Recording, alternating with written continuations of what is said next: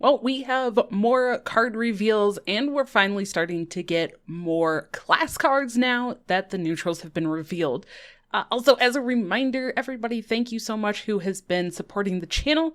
If we get to 1,000 subscribers, I will be giving away a mega bundle, and I'm also going to be doing a giveaway for the new expansion reward track for someone who submits a theory-crafted deck.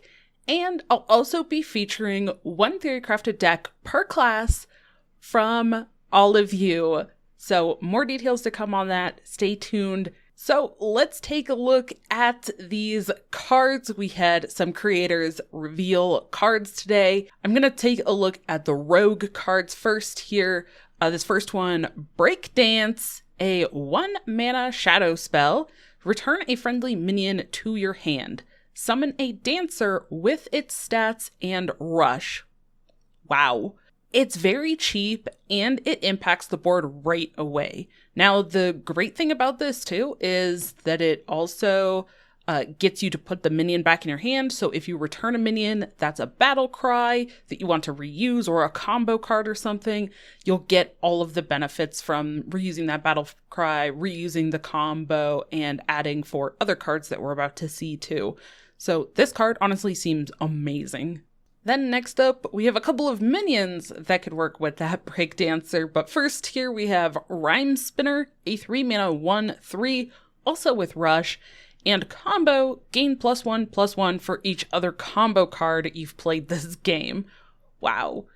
That could add up very quickly. That could be a lot of stats. And only 3 mana, you could play 2 of these in the same turn. I don't know, there's just a lot that can happen with this card. You probably wouldn't want to use Breakdance on this unless you've gotten that buff, but being able to play this and then Breakdance, get a dancer that has those buffed stats, and then be able to replay this again, all of them having rush, very impactful. I mean, that's nutty, and they're all fairly cheap. You're going to be able to do quite a bit with these. The next one kind of works with these as well. Disc Jockey. It's a 2-mana 4/1 mech and beast with combo, add a random combo card to your hand.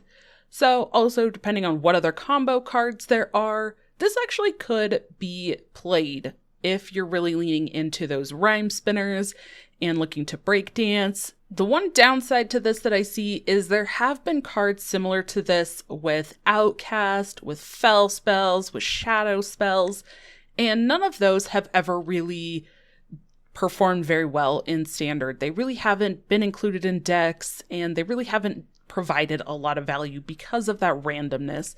But I will say, I do think Rhyme Spinner is a huge payoff because it has that rush. If it were just a body that you put down, maybe that could be a payoff, but the fact that it also has rush on it, I think does provide a bit more of a payoff than some other cards like this that we've seen before. And then we have a rogue legendary here, Bounce Around, featuring Garona. I love the referencing of music here. Now, this is a 3-mana legendary spell. This is return all friendly minions to your hand. They cost 1 this turn. Huge, huge implications with this card.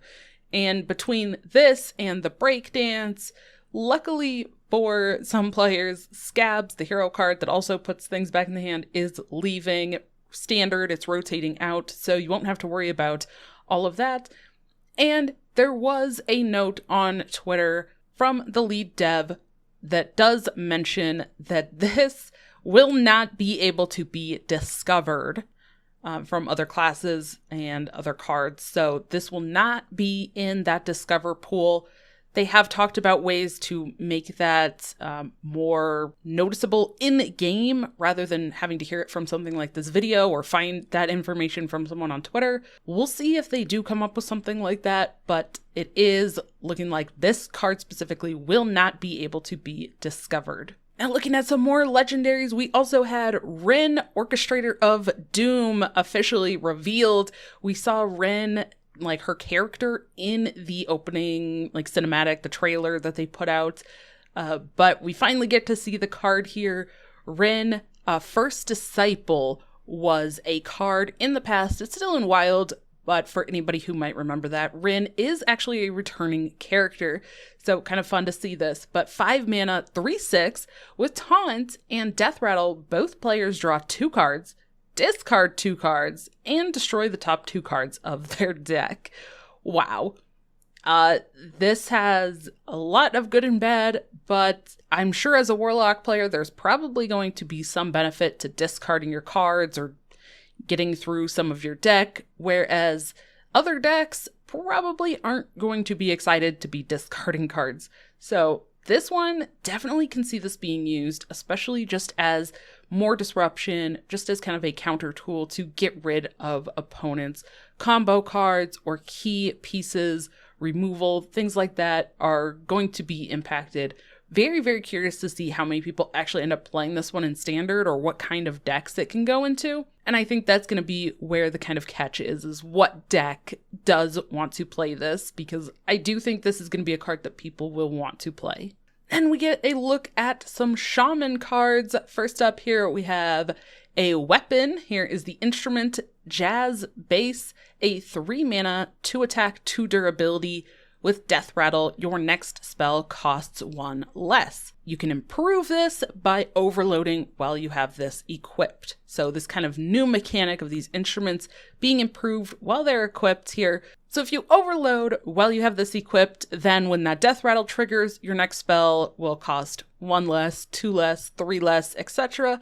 However many times you were able to improve it before the Death Rattle went off. Pretty interesting. I am kind of curious what sort of payoff spell there may be to wanting to discount. But the really cool thing that I do like about this is, again, we've seen this mechanic before, but that next spell, that will last over multiple turns. So if this does, let's say you play it on turn 3 and you end up getting that Death Rattle off on turn 5, you can actually play a spell on turn 8.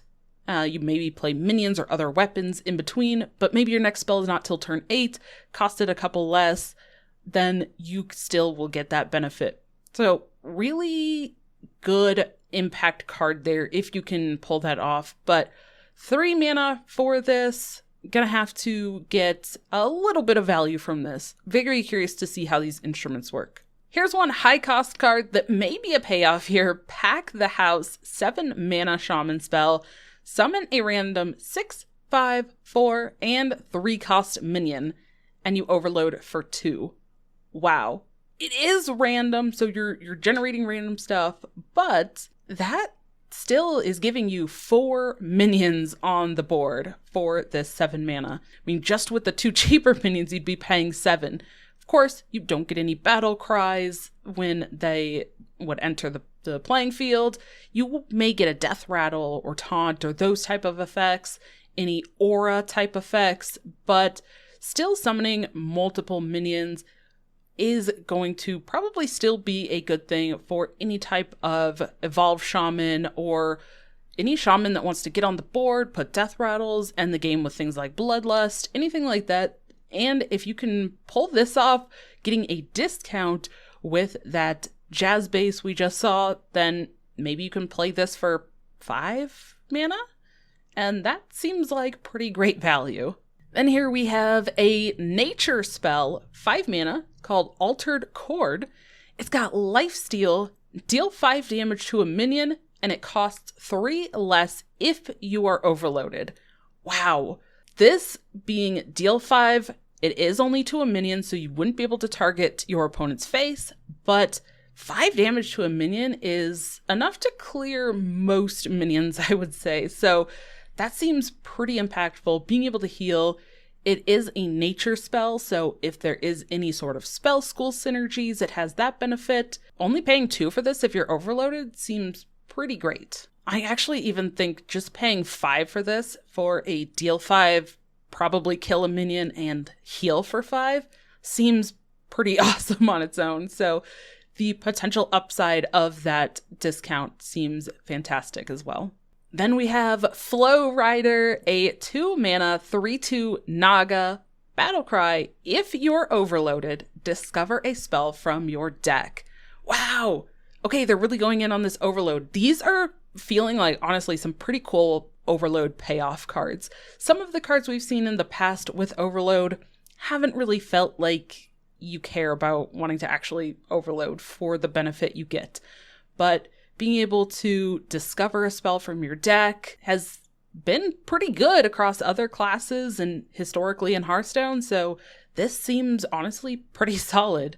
And if you're finding things like the Altered Chord that we just looked at, or Pack the House, there's tons of possibilities that you could be looking at. And we don't even know what is in core set yet either, so there could be some really impactful spells you want there, and not to mention future sets. I honestly really, really like this one. I think this card is absolutely solid.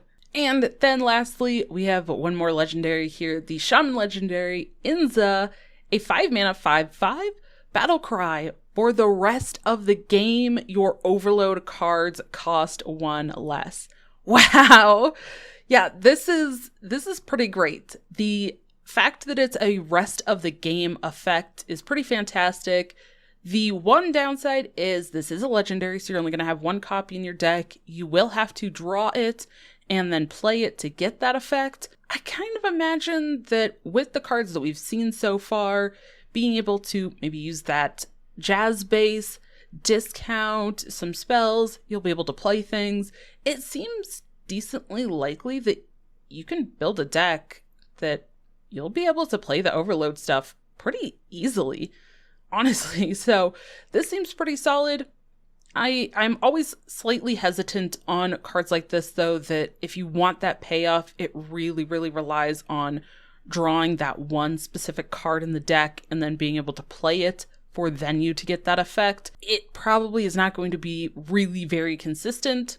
Inza also does not have any sort of minion type attached to it, so there's not going to be any way to draw a beast from your deck or draw an elemental and pull this specifically, which I think will make it a little bit more difficult to pull off as consistently as you may want to do.